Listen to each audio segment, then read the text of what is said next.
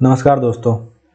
संघवाद के इस टॉपिक में जो आपका पेपर 2 पार्ट ए यूनिट 1 में है उसको ख़त्म करेंगे और इसमें देखेंगे कि संघवाद क्या होता है। फिर हम देखेंगे कि जो संघवाद को प्रतिबिंबित करने वाले कुछ कॉन्स्टिट्यूशनल प्रोविज़न है वो क्या क्या है।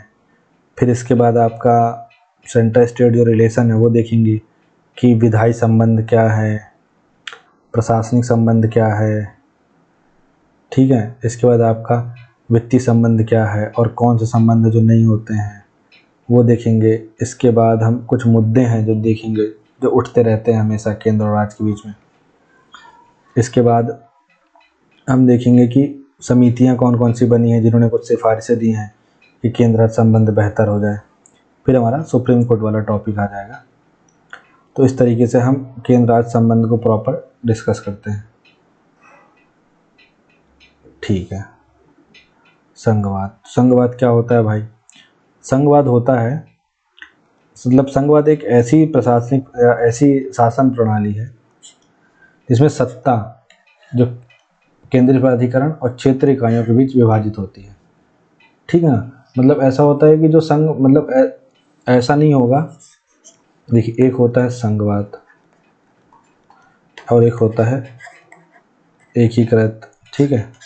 या फिर इसको आप कह सकते हैं कि जैसे यूनियन और ये फेडरल है।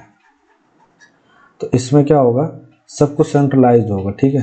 मतलब इसमें डिवीज़न ऑफ पावर वाला जैसे कुछ व्यवस्था नहीं होगी। ठीक, कि इसमें विषय अलग अलग हों, सब कुछ यही करेगा। जैसे चीन में आपका हो गया, रूस में आपका हो गया, यूके में आपका हो गया, तो इस टाइप की व्यवस्था चलेगी।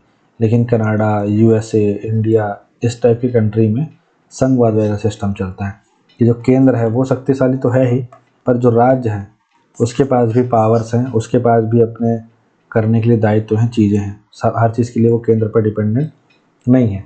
तो जो सत्ता है वो केंद्रीय प्राधिकरण और क्षेत्रीय इकाइयों में विभाजित होती है। ऐसी प्रशासनिक प्रणाली, माफ़ कीजिएगा, ऐसी शासन प्रणाली जो है संघवाद है।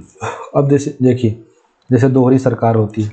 अब अगर मान लीजिए संघवाद नहीं होता तो सिर्फ केंद्र में एक सरकार होती, जैसे शी जिनपिंग की सरकार, और यही सरकार जो है फिर पूरे जो जैसे चाइना में पूरा, चाहे यहाँ से लेकर बीजिंग से लेकर के जिनजियांग तक पूरा सिर्फ और सिर्फ एक ही केंद्र का ही रूल चलेगा। लेकिन इंडिया में ऐसा नहीं है। ठीक है। जो सत्ता है वो केंद्र और राज्यों के बीच साझा की जाती है कि भाई 3 विषय हैं। ठीक है। एक यूनियन विषय, एक सेंटर विषय है और एक कंकरेंट विषय है। तो लोक्रेसी में तुम बना लो, एजुकेशन में तुम बना लो, विदेशी मामलों में तुम बना लो, इस टाइप से डिपेंडेंट रहता है। दूसरा लिखित संविधान है, मतलब स्पष्ट विभाजन है भाई। ठीक है, कि फलाना काम तुम करोगे, ढिकाना काम तुम करोगे और इस काम में कोई इंटरफेयर नहीं करेगा, ये सब चीज़ें। फिर संविधान की सर्वोच्चता है, दोनों स्तरों को संवैधानिक मानदंडों का पालन करना चाहिए।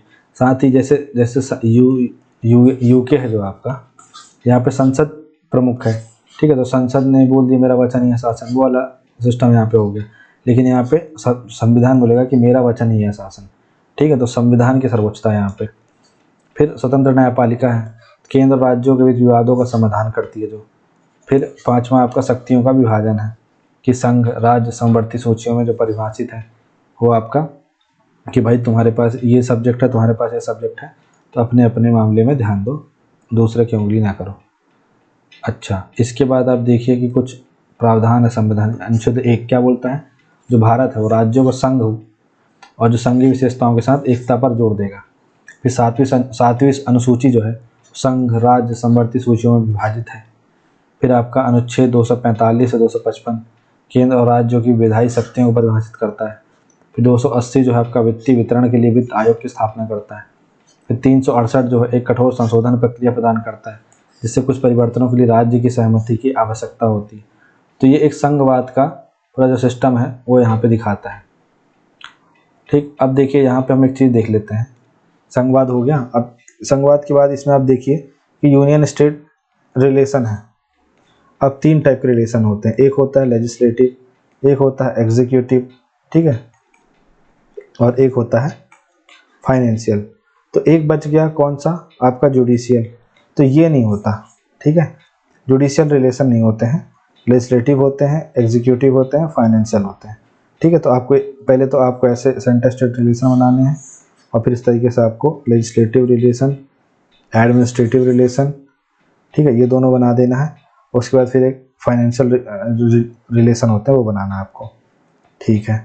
अब आगे देखते हैं हम कि जो विधायी संबंध है, लेजिस्लेटिव संबंध है, वो क्या है। तो देखिए पार्ट ये आपके 11 में पड़ेगा। पार्ट 11 में पहले आप लिखिएगा विधायी संबंध, फिर विधायी में 245 से 255 नंबर जो आर्टिकल है, 10 आर्टिकल के बीच में विधायी संबंध को एक्सप्लेन किया गया है। तो पहला तो क्या बोल दिया, संघ सूची, जो आर्टिकल 246 है वो बोल दिया कि संसद जो है रक्षा, विदेशी मामलों जैसे राष्ट्रीय विषय पर कानून बनाएगी, ठीक है। फिर 246 में राज्य सूची, मतलब 246 के अंदर ही मतलब 3 चीज़ें जुड़ी हुई हैं, संघ सूची, राज्य सूची, समवर्ती सूची। तो 246 की जो सूची 2 है वो बोलती है, राज्य सूची को बोलती है कि राज्य जो है पुलिस और सार्वजनिक स्वास्थ्य जैसे स्थानीय मामलों पर कानून बनाएगी। फिर समवर्ती सूची 246 में ही है, वो क्या बोलेगी, संसद और राज्य दोनों कानून बनाते हैं और संघर्ष की स्थिति में संघ का कानून लागू होता है। तो इसमें आपका वन, शिक्षा, जैसे तभी आप देखेंगे कि जो नेशनल एजुकेशन पॉलिसी है इसको केंद्र ने बनाया, ठीक है। तो समवर्ती सूची में दोनों सब्जेक्ट आ जाते हैं। अच्छा, इसके अलावा जो आपका 245 है वो ये है कि भाई जो केंद्र है उसके जो कानून है उसकी सीमा क्या है, ठीक है। तो उसकी सीमा जो है ना पूरा भारत है, ठीक, ये आप याद रखिएगा। दूसरा जो राज्य है उसके कानून की क्या सीमा है, तो उसके कानून की सीमा बस वही राज्य है। मतलब मध्य प्रदेश ने जो कानून बनाया लाडली बहना योजना, तो छत्तीसगढ़ की बहनों को लाभ नहीं मिलेगा, वहाँ पे चलेगा महतारी वंदना अलग से, ठीक है। तो ये है। फिर तीसरा ये है कि किन मामलों में जो केंद्र है वो राज्य के किन मामलों में कानून बना सकता है, इन सब चीज़ों के बारे में है, ठीक है। तो ये आपको याद रखना। तो 245 में क्या बोला है कि केंद्र के कानून की शक्तियों का विस्तार कहाँ तक है और राज्य के कानून की शक्तियों का विस्तार कहाँ तक है, ठीक है। तो फिर 246 में हमने देखा सूचियाँ, तो संघ सूची, राज्य सूची और समवर्ती सूची, ठीक है। फिर अगला है 248 में आपका अवशिष्ट शक्तियाँ। तो संसद उन विषयों को कंट्रोल करती है जो सूचीबद्ध नहीं है, जैसे साइबर कानून। अब 1947 में हमारा देश आज़ाद हुआ, 50 में कानून लागू हुआ, तब हमारे यहाँ तो खाने के लिए लाले पड़े हुए थे, तो साइबर कानून के लिए कहाँ से लॉ बनता। और तब साइबर कानून, तब तो कंप्यूटर का धीरे धीरे विकास ही होना शुरू हुआ था, तब ऐसी चीज़ नहीं थी। अब जैसे आज एआई की चीज़ है, जब एआई से संबंधित कुछ ऐसी चीज़ होगी उसके लिए हो सकता है लॉ बन जाए, ठीक है। तो वो उसी शक्ति के तहत बने। स्पेस से संबंधित जो है वो इसी के तहत बनते हैं। तो इसलिए अवशिष्ट शक्तियाँ जो हैं वो ऐसे विषय को कंट्रोल करती है जो सूचीबद्ध नहीं है, और ये केंद्र के अंदर में आती है, ठीक है। फिर आर्टिकल 249, संसद राज्य सूची के विषयों पर कानून बना सकती है यदि राज्यसभा राष्ट्रीय हित के लिए अनुमोदन करती है। मतलब राज्यसभा को ऐसा लगता है कि राज्य सूची का कोई विषय है, उस पर कानून बनाना जरूरी है, तो उस पर राज्यसभा उस चीज़ का फिर प्रस्ताव लेकर के आएगी और 2/3 बहुमत से प्रस्ताव पास होगा, तो फिर संसद उस राज्य सूची के विषय पर कानून बनाएगी। 250 में क्या है आपका, राष्ट्रीय आपातकाल के दौरान संसद को राज्य के विषय पर अधिकार प्राप्त हो जाता है। ये 250 है आपका। राष्ट्रीय आपातकाल लगा तो जो राज्य के विषय हैं उन पर कानून संसद बनाने लगेगी। फिर वो जब राष्ट्रीय आपातकाल खत्म होगा तो 6 महीने तक लागू रहेंगे। अब इसके बाद उस उधर की विधानसभा चाहे तो उसको कंटिन्यू करने के लिए एक बिल पास करेगी, और नहीं अगर कुछ करेगी तो 6 महीने बाद तो लैप्स हो जाएगा। फिर 252, जब दो या अधिक राज्य अनुरोध करते हैं, ठीक है, जैसे मान लीजिए एमपी और सीजी, ठीक है, इनका बॉर्डर एरिया है, उसमें कुछ कोलैप्स हो रहा है या कुछ कंस्ट्रक्शन करना है, कुछ भी ऐसी चीज़ है, या ये दोनों चाहते हैं कि मिल गए हम एक लॉ बनवाएं, तो जब 2 या अधिक राज्य अनुरोध करते हैं तो संसद राज्य सूची के विषयों पर कानून बना सकती है, जैसे वन जीव संरक्षण अधिनियम 1972। तो ये चीज़ें इसमें शामिल है। तो आपका 245 से लेकर 252 तक ऐसे आर्टिकल, 55 तक ऐसे मुख्य आर्टिकल हैं। ये मुख्य मैंने लिख दिए हैं, बस हो गया। अब प्रशासनिक संबंध। अब देखिए जैसे केंद्र है तो केंद्र के अंतर्गत आता है आपका रेलवे, ठीक। अब ये रेलवे जो है पूरे जितने 28 राज्य प्लस यूटी है, तो यहाँ से होकर के रेलवे गुजरती है। तो भाई साहब अब जैसे मान लीजिए कि इंदौर रेलवे स्टेशन है, अभी इंदौर रेलवे स्टेशन आ तो सेंट्रल के अंदर रहा है, लेकिन उसकी वो राज्य की भूमि पर, ठीक है। तो इसका जो मेंटेनेंस करना है, इसका जो ध्यान रखना है, ये सब कौन करेगा, ये उस राज्य की सरकार करेगी, वो राज्य करेगा। तो ऐसे ही और भी मामले हैं जिन पे जो एडमिनिस्ट्रेटिव मामले होते हैं उन पे केंद्र राज्य को कुछ चीज़ों को बोलता है। जैसे देखिए 200, ये प्रशासनिक संबंध हुआ, ये आपको लिखना है कि पार्ट 11 में, ठीक है, पार्ट 11 का भाग दूसरा होगा और भाग दूसरे में 256 से 263 तक केंद्र राज्य संबंध के प्रशासनिक संबंध के बारे में बोला गया है, जिसमें से 256 में बोला गया है कि राज्यों और संघ का दायित्व, तो प्रत्येक राज्य की कार्यकारी शक्ति को संसद द्वारा बनाए गए कानूनों का अनुपालन सुनिश्चित करना चाहिए। मतलब जो उस राज्य का प्रशासन होगा, होम मिनिस्टर है वो जो सबसे प्रशासन संभालता होगा, तो वो क्या करेगा, वो ये काम करेगा कि उसको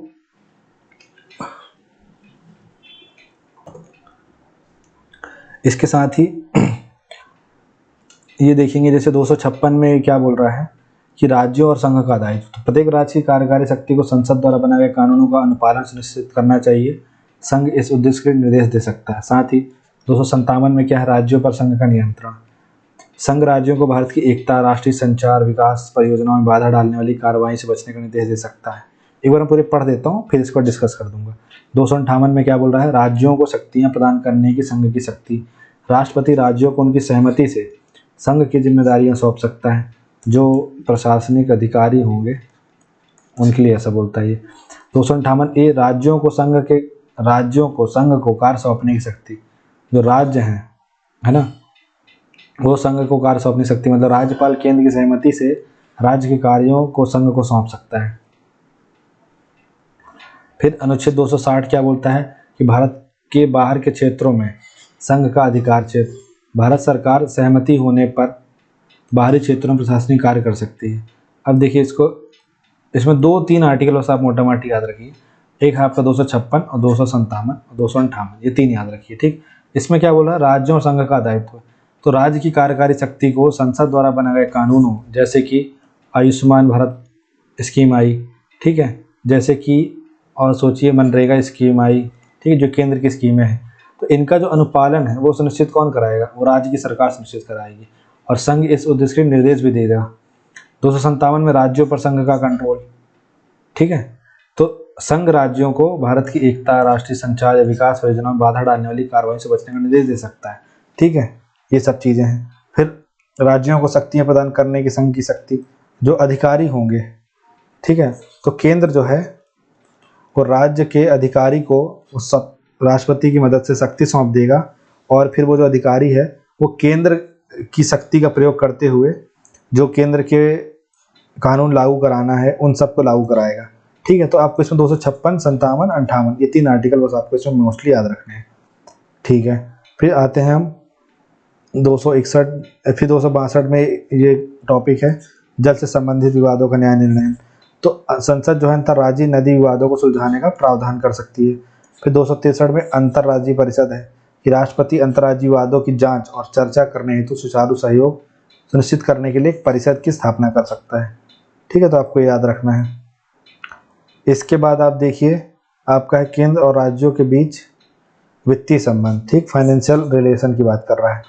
तो ये आपका भाग 12 लग जाता है और ये आपका 268 से लेकर के 293 के आसपास तक जाता है, ठीक। ये आप ये कंठस्थ किया करिए, ये चीज़ तो लिखनी ही लिखनी है।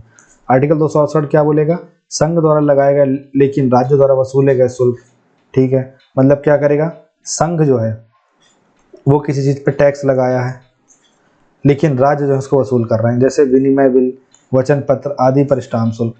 फिर आर्टिकल 269 संघ द्वारा वसूले जाने वाले, संघ वसूल रहा है लेकिन राज्यों को सौंपे जाने वाले अंतर्राज्यीय व्यापार पर कर। देखिए पहले वाले में क्या है, इसमें लिख लेते हैं संघ और राज्य। पहले वाले में क्या है, संघ लगा रहा है, ठीक है ना, और राज्य क्या है, वसूल रहा है, पहला। दूसरे वाले में संघ जो है वो क्या कर रहा है, माफ़ कीजिएगा, संघ जो है संघ द्वारा वसूल किया जाना, संघ वसूल रहा है लेकिन वो राज्य को क्या करेगा, सौंप देगा, ठीक है। 270 में क्या है, संघ और राज्यों के बीच साझा किए जाने वाले कर, ठीक है, आयकर वितरण इसमें आ जाएगा। फिर 275 में संघ द्वारा कुछ राज्यों को प्रदान की जाने वाली सहायता अनुदान। यहाँ पे क्या है, यहाँ पे एग्जीक्यूटिव जो है, मतलब कि जो केंद्र की सरकार है, सरकार जो है वो राज्यों को कुछ अनुदान देगी, जैसे पिछड़े या विकसित क्षेत्रों को विशेष वित्तीय सहायता देने के लिए। और 275 के बाद 282 जो है ऐसी ही है जिसमें लोक कल्याण के लिए विवेकाधीन अनुदान, ये संसद सुनिश्चित करेगी, ठीक है। तो ये आपदा या राहत सामाजिक कल्याण योजना के लिए वित्तीय सहायता, तो एक कौन देगा, एक केंद्र सरकार देगी और एक संसद देगी, और दोनों में अंतर होता है, ये भी याद रखिएगा। फिर 280 है आपका ये, तो राजस्व वितरण के लिए वित्त आयोग, तो एक वित्त आयोग होगा जो टैक्स वसूला गया है। जैसे देखिए एक टैक्स में 2 टैक्स हुए, ठीक है, एक एक आपका हो डायरेक्ट, एक आपका इनडायरेक्ट। डायरेक्ट टैक्स में आपका जैसे इनकम टैक्स आ गया, ठीक है, डायरेक्ट टैक्स में आपका एक्साइज आ गया।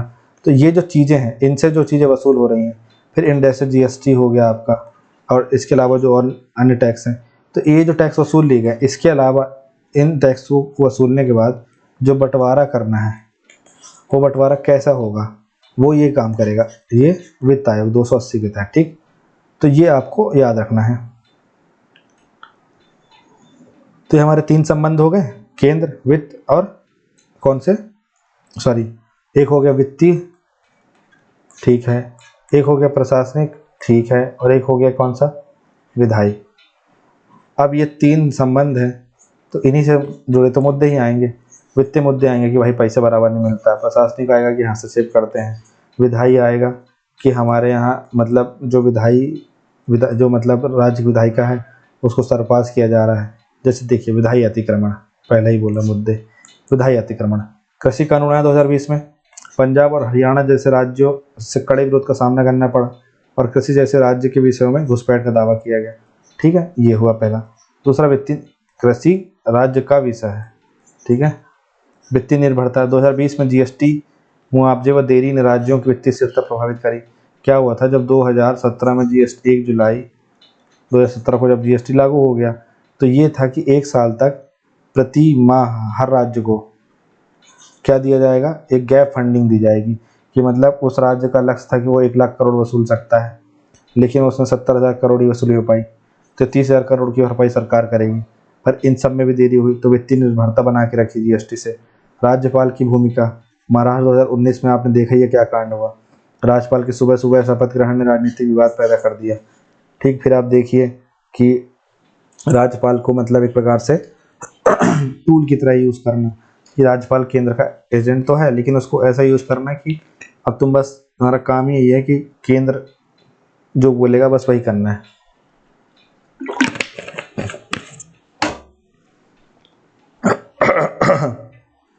तो राज्यपाल की भूमिका विवादास्पद रही है।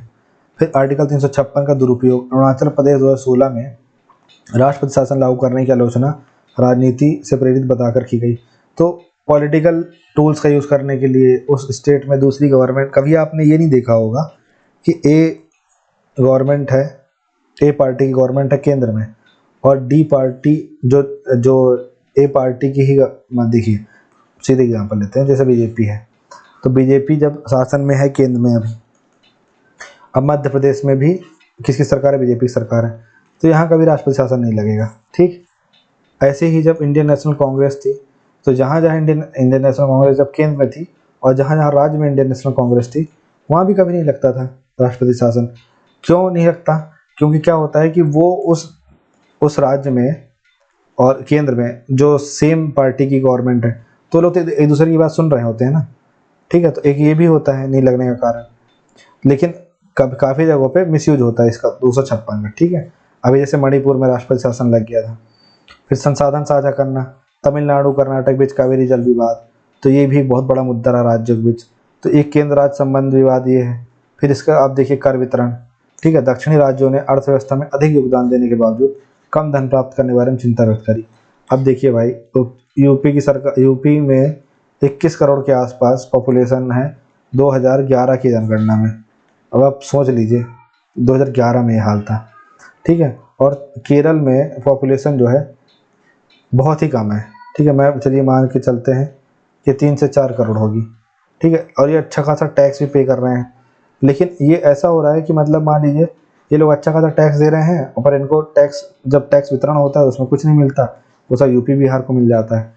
तो इस चीज़ का कॉन्फ्लिक्ट है नॉर्थ साउथ के बीच में। फिर कानून व्यवस्था नियंत्रण, पश्चिम बंगाल सरकार ने राज्य की पूर्व स्वीकृति के बिना सीबीआई के प्रवेश का विरोध किया, जबकि अभी हमने प्रशासनिक संबंध में पढ़ा था ना, 258 वाले में पढ़ा था कि जो केंद्र है, ठीक है, वो उधर जो व्यवस्था है उसको लागू करने के लिए अगर अपने अधिकारी कुछ भेजती है राज्य में, तो वो प्रशासनिक संबंध के अंतर्गत आता है और इस पे वो रोक नहीं लगा सकती है उस राज्य की सरकार। तो सीबीआई की प्रवेश पर रोक लगा दी थी पश्चिम बंगाल सरकार ने। फिर भाषाई विवाद, 60 के दशक और उसके बाद के वर्षों में हिंदी थोपे जाने के खिलाफ तमिलनाडु का विरोध। और अभी देखिए वो रुपए वाले सिंबल पर कि जो तमिलनाडु सरकार का जो बजट पास हुआ, तो रुपए वाले सिंबल पे विवाद हो गया कि नहीं नहीं हम अपना तमिल वर्ड यहाँ पे रखेंगे। वो पॉलिटिकल ही है लेकिन फिर भी विवाद तो होता है। फिर आंध्र प्रदेश ने केंद्र पर विभाजन के बाद वादा किए गए विशेष श्रेणी के दर्जे में देरी करने का आरोप लगाया। सांस्कृतिक स्वायत्ता, नेशनल एजुकेशन पॉलिसी 2020 को 3 भाषा फॉर्मूला लागू करने के लिए तमिलनाडु से विरोध का सामना करना पड़ा। इसके बाद और देखिए और क्या कॉन्फ्लिक्ट होता है। ठीक है, तो ये तमाम चीज़ें मोटा माटी सबसे ज़्यादा कॉन्फ्लिक्ट होता है राज्यपाल, दूसरा राष्ट्रपति शासन, तीसरा होता है टैक्स बंटवारा, ठीक है, चौथा एटसेट्रा कर दीजिए। तो ये 3 से 4 मुद्दे तो बहुत ज़्यादा होते हैं। अब देखिए अब ये मुद्दे हैं तो कुछ समिति बनेगी, वो सिफारिश देंगी। तो सरकारी आयोग बना 1983 में, इसने अनुच्छेद 356 के दुरुपयोग को सीमित करने की सिफारिश करी और राज्यपाल को गैर पक्षपाती होने की वकालत करी। ठीक है, फिर पुंछी आयोग 2007 में इन्होंने बोला कि राज्यपाल के लिए एक निश्चित कार्यकाल का सुझाव दिया जाए, ये राष्ट्रपति या केंद्र की प्रसाद पर यंत्र नहीं रहे। राज्यपालों की नियुक्ति से पहले मुख्यमंत्री से परामर्श करा जाए। ठीक है, जो उस राज्य का चीफ मिनिस्टर से पूछा जाए कि भाई इस बंदे को अपॉइंट कर रहे हैं, what is your perspective and what is your opinion. फिर राजमन्नार समिति 71 में बनी थी, राज्य स्वायत्ता को मजबूत करने की वकालत करी। ठीक है, क्योंकि देखिए 1967 तक इंडियन नेशनल कांग्रेस का पूरे भारत में केंद्र से लेकर के राज्य सरकारी तक में एक छत्र राज था। तो राज्यों को जो स्वायत्ता है वो उस टाइप से मिल नहीं पा रही थी क्योंकि वो पपेट बनी हुई थी सरकार की, इसलिए इस पॉइंट को यहाँ पे बोला गया। फिर ARC प्रशासनिक सुधार आयोग बना था, जो उसने सहकारी संघवाद और बेहतर केंद्र राज्य संचार की सिफारिश करी कि अच्छा कम्युनिकेशन हो, दोनों के बीच बात हो, मीटिंग होती रहे, सब चीज़ें। फिर इसके अलावा संविधान के कामकाज की समीक्षा के लिए राष्ट्रीय आयोग बना था 2000 में। उसने कहा कि बेहतर सहयोग के लिए नियमित अंतर्राज्यीय परिषद बैठकों पर जोर दिया जाए। ठीक है, इसके अलावा आप देखेंगे, ठीक है, तो ये तमाम चीज़ें जो थी ये इशू थे और ये इतनी चीज़ें आप मोटा माटी इतनी समितियाँ आप याद रखिए तो आपका बेसिकली काम हो जाएगा। ठीक है, तो ये हमने केंद्र संबंध देखा और इसमें सारी चीज़ें समझी। तो thank you so much for watching this video. Have a nice day.